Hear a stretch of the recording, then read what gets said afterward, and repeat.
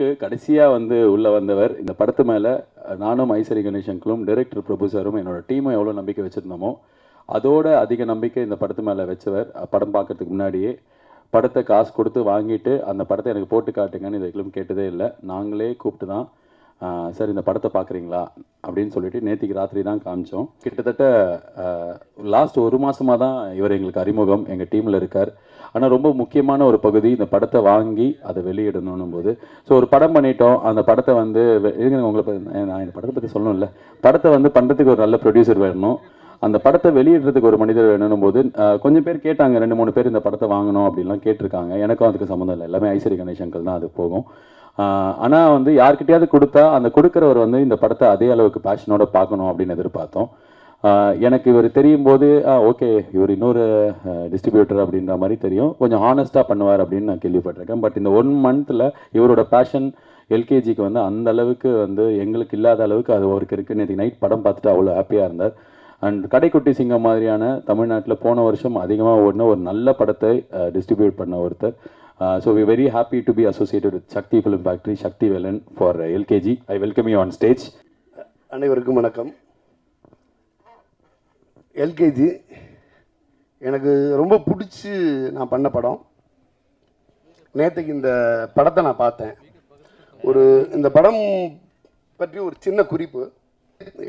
எதையும் கேலி செய்வதற்கு விஷய தெளிவு வேண்டும், அதை நகைச்சுவையோடு கேலி செய்வதற்கு புத்திசாலித்தனம் வேண்டும், அதுவும் பிறர் மனம் புண்படாமல் கேலி செய்வதற்கு பக்குவமான அறிவு வேண்டும், அத்துடன் சிந்தனையை தூண்டுவதற்கு தெளிந்த ஞானம் வேண்டும். அரசியலை கேலி செய்ய துணிந்தவர்கள் பெரும்பாலோருக்கு ஏதாவது ஒரு குறிப்பிட்ட கட்சி கேலி செய்யத்தான் வரும். ஆனால் ஒரு சமுதாயத்தின் பலவீனத்தையே கட்சி பாகுபாடின்றி முதிர்ந்த ஞானத்துடன் கேலி செய்திருக்கும் சாமர்த்தியத்தில் இவர் தரத்தில் உயர்ந்து நிற்கிறார். இது நான் எழுதுனதில்லை, ஆனந்த விகடனோட விமர்சனம். எழுதப்பட்ட ஆண்டு 1971. படம் முகமது பின் துக்ளக். இந்த வரியில ஒத்த வரியை கூட மாத்தாம நம்ம எல்கேஜிக்கு அப்படியே பொருந்தும். நான் இந்த படத்தை நேற்று பார்த்தேன்.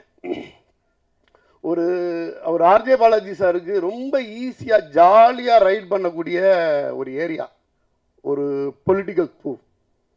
அப்படியே ஜாலியாக சந்தோஷமாக கொஞ்சம் கூட கஷ்டமே படாமல் ஒரு படத்தை ஜாலியாக பண்ணிட்டு போயிருக்கலாம். அது அப்படி பண்ணலை.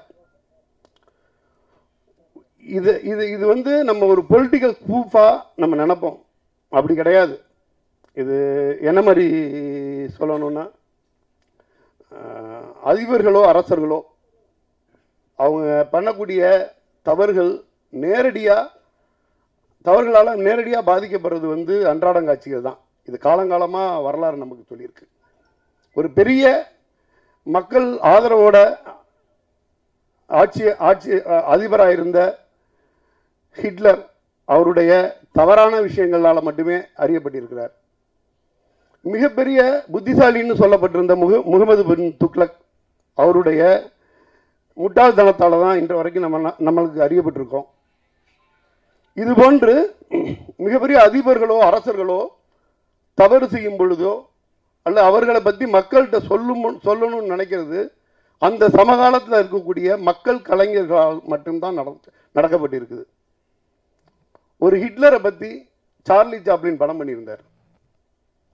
முகமது பின் துக்ளக் பற்றி நம்ம சோசார் படம் பண்ணி அதுக்கு பிறகு அந்த துக்ளக்ங்கிற பத்திரிகை தொடங்கப்பட்டு பல வருஷம் அவர் வந்து ஒரு அரசியல் ஆசானாவே வாழ்ந்தார்.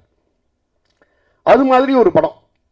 நான் இது ஏதோ வந்து ரொம்ப அதிகப்படுத்தி சொல்கிறதா நினைக்க வேண்டாம். நான் வந்து மை ஹார்ட்லேருந்து ஒரு அடிமனசுலேருந்து இந்த விஷயத்தை நான் சொல்கிறேன்.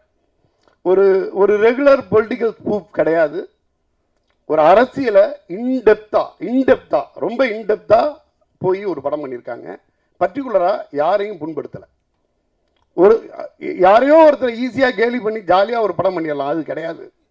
ஒரு அரசியல் படம் ஒரு முகமது பின் துக்ளக்கோ அல்லது சார்லி சாப்ளின் சாரோட டிக்டேட்டரோ எப்படி காலம் கடந்து நிற்குமோ, ஒரு அரசியல் படமா இது இது இது நமக்கு வந்து ஒரு நகைச்சுவை கலைஞராக நம்ம ஆர்ஜே பாலாஜி சாரை வந்து இது வரைக்கும் தெரியும்.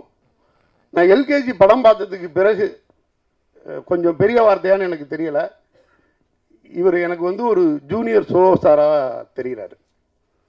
இது காலம் கடந்து நிற்கும்.